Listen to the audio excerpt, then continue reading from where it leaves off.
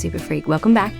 Recently, I had someone ask me a great question. He's a student of mine, a client of mine, and an ex-training buddy of mine as well.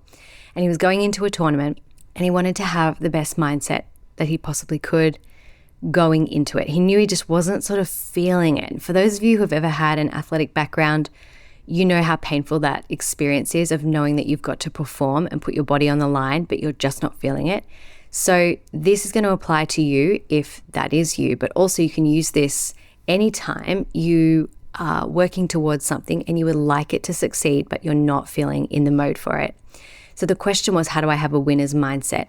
And before I get into the answer, which I think you're going to love, because this guy was like, okay, it's been 10 minutes. I can get off the phone now. We obviously kept talking, but it's a very simple switch. But I want to really start off by pre-framing that a winner in my books isn't necessarily, I mean, you win when you cross the line first in front of everyone. That's how you win.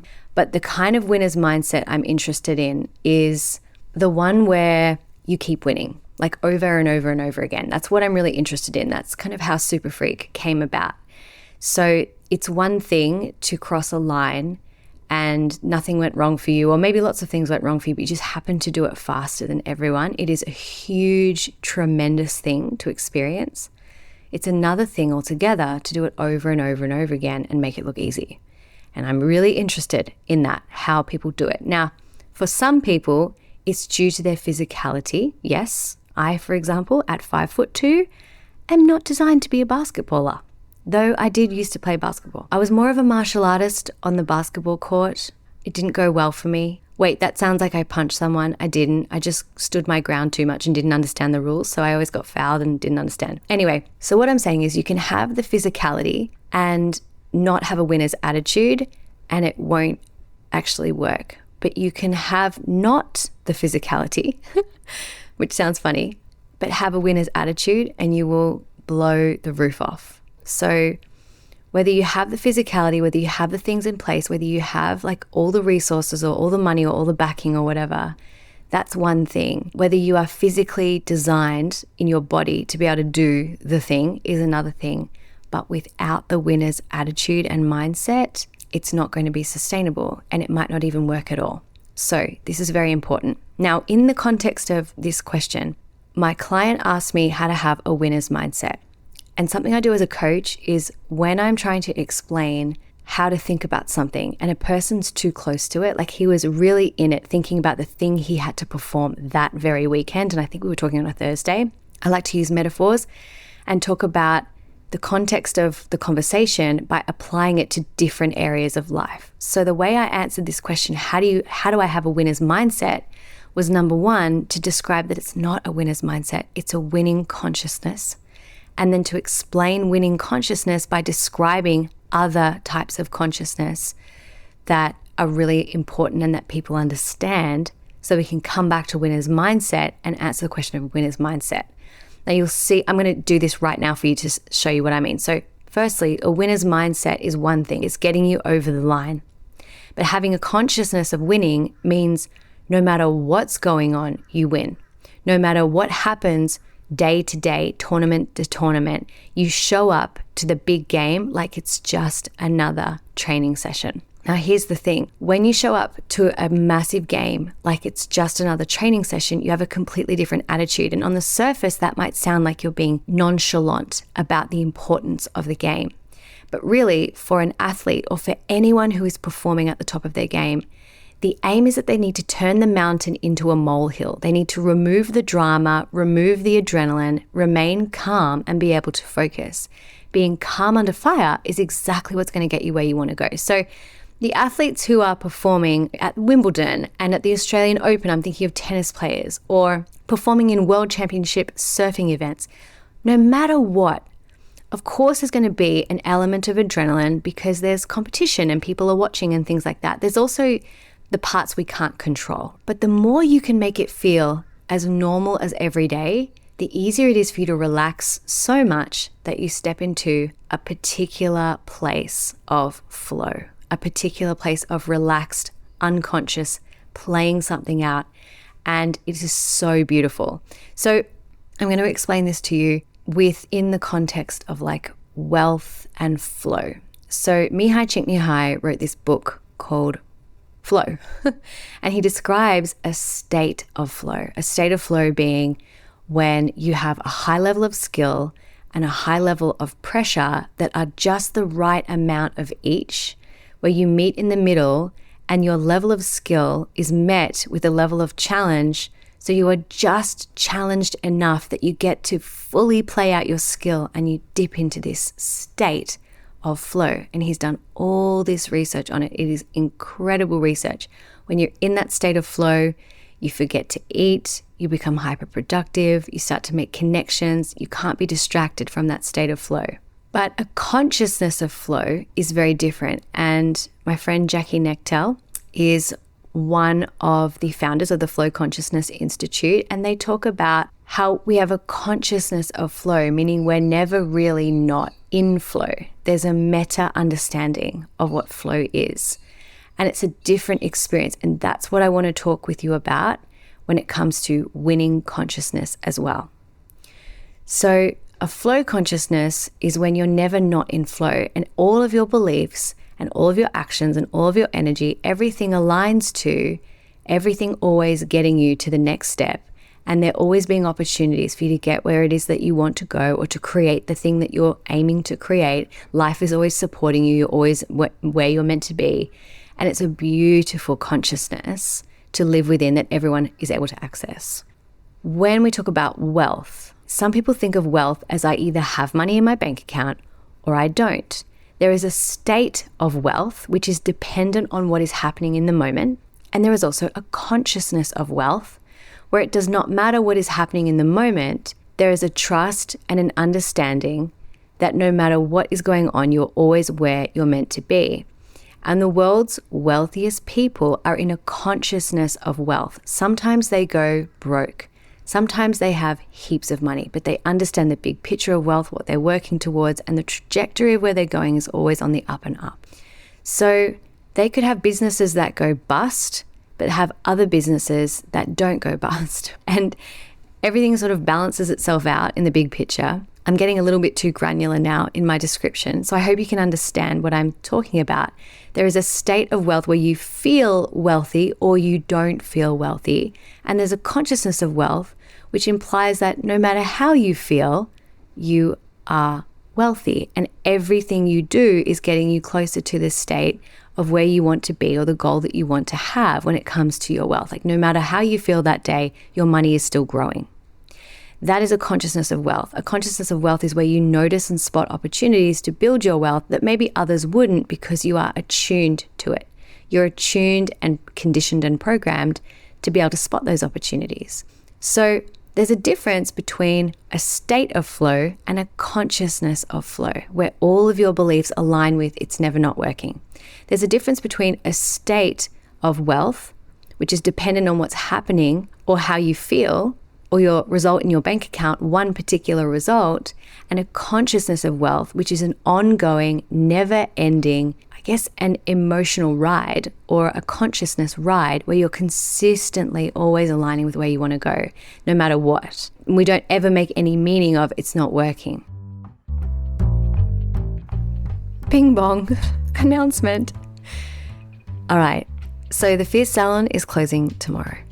And if this idea of having a winner's mindset is something that you feel like you could really utilize, here's what I want you to know. When it comes to creating the things that you want, 5% is in your control and 95% is not. I know that's something that most people don't want to hear, but it's true. There is this huge unknown probability factor, and it's inside of that unknown space that we need to have strategies. We need to have a winner's consciousness. We need to have an attitude of being able to stay focused even when it looks like the odds are stacked against us.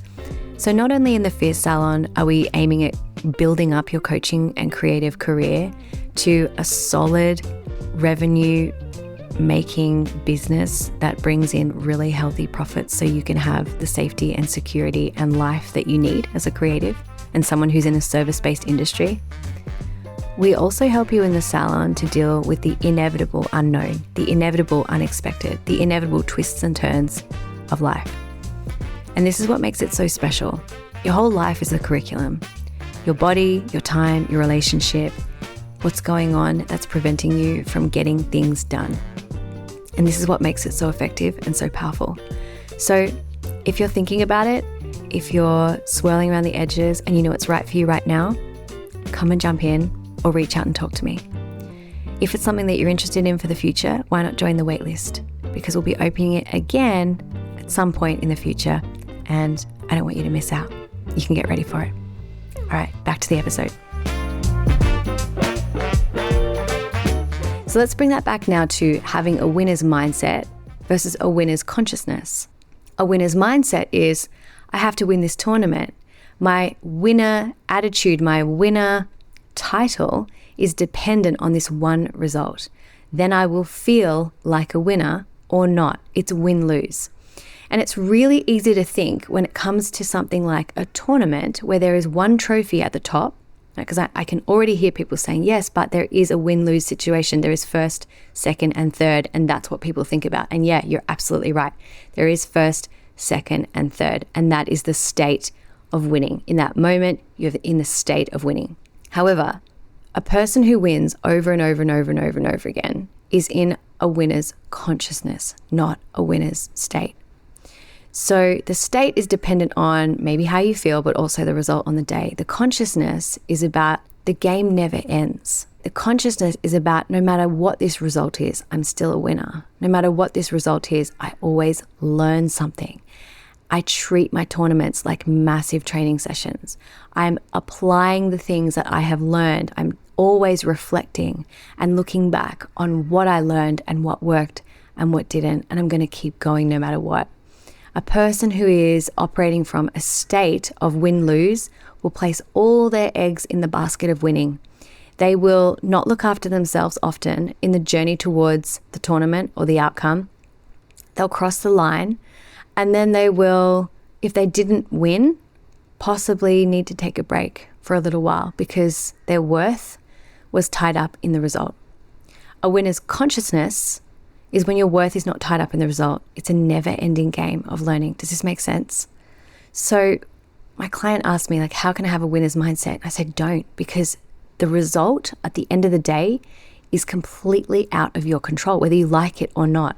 You could be in the best shape of your life and have a bad referee call.